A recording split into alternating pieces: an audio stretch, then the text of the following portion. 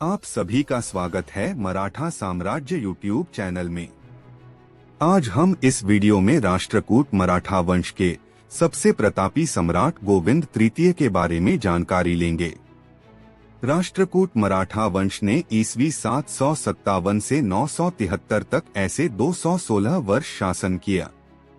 राष्ट्रकूट मूल रूप से महाराष्ट्र के वेरुल यानी एलोरा गांव के थे, जो आज महाराष्ट्र के छत्रपति संभाजी नगर जिले में स्थित है।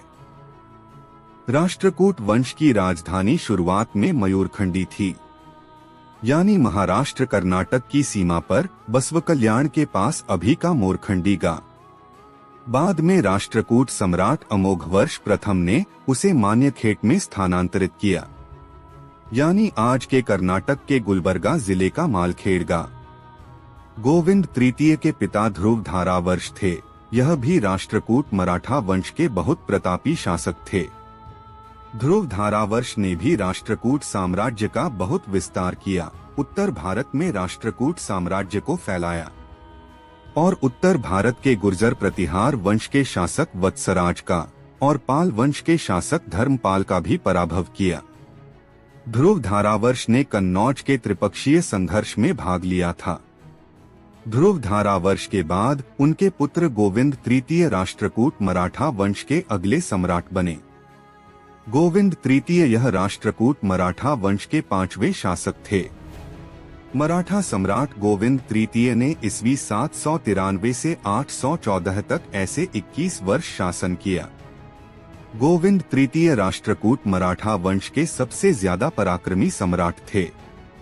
गोविंद तृतीय ने पूर्वी चालुक्य यानी आंध्र प्रदेश वेंगी के चालुक्य राजा विजयादित्य द्वितीय को पराजित किया और वह प्रदेश राष्ट्रकूट साम्राज्य में मिला लिया। उसके बाद उन्होंने कौशल नरेश को भी पराजित किया और आंध्र प्रदेश का कुछ हिस्सा जीत लिया। गोविंद तृतीया ने तमिलनाडु कांची के पल्लव राजा दंतीवर्मन को भी पराजित किया और कांची का प्रदेश जीत लिया। ये सब पराक्रम देखकर श्रीलंका के राजा ने बिना युद्ध किए खुद से ही गोविंद तृतीय का आधिपत्य स्वीकार किया। दक्षिण भारत जीतने के बाद गोविंद तृतीय ने अपना लक्ष्य उत्तर भारत की तरफ मोड़ा। उन्होंने उत्तर भारत के कन्नौज के त्रिपक्षीय संघर्ष में भाग लिया। उत्तर भारत में उस समय गुर्जर प्रतिहार वंश और पाल वंश यह दो शक्तिशाली राजवंश थे। सम्राट गोविंद तृतीय ने गुर्जर प्रतिहार वंश के शासक नागभट्ट द्वितीय को पराजित किया।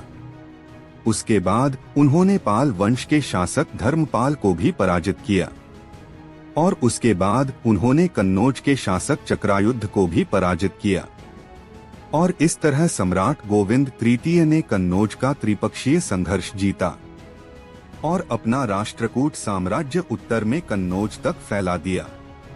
कन्नौज को जीतने के बाद सम्राट गोविंद तृतीय ने श्रीवल्लभ और पृथ्वी वल्लभ यह उपाधियां धारण की।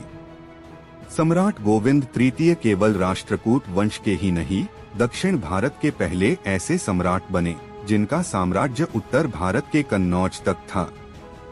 सम्राट गोविंद तृतीय का राष्ट्रकूट साम्राज्य उत्तर में कन्नौज से लेकर दक्षिण में कन्याकुमारी तक और पूर्व में वाराणसी से लेकर पश्चिम में गुजरात के भड़ोच तक था।